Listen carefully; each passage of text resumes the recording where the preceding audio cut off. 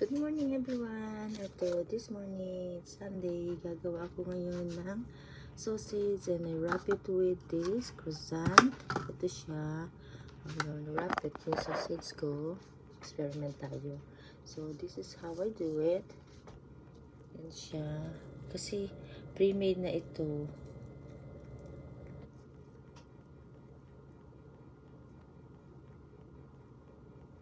Laki. Like that. See? Tapos go ito ulit. Pre-made na to kasi na croissant. So, hindi ko na siya kailangan masahin like paggawa ng bread. So, just roll it like this.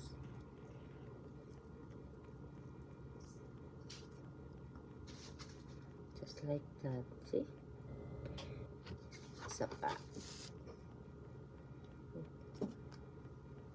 Then, ibibake ko siya sa 375 degree. Kailangan may wrap ko lahat. I think it's better. Diba parang sarap? See? Then the rest. The rest, lagyan ko siya ng margarine.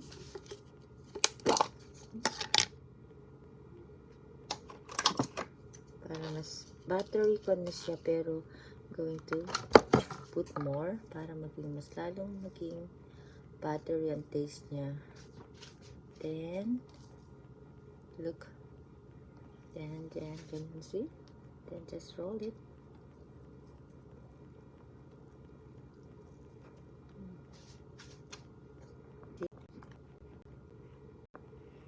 Yeah, this is how it looks like, diba? I'm preparing for that. Gawa naman ako ng omelette.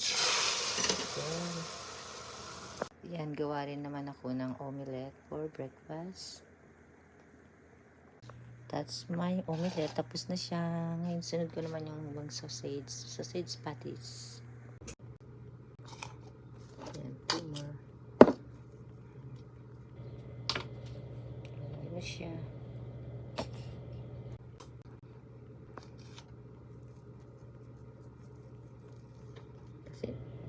Ayan na siya.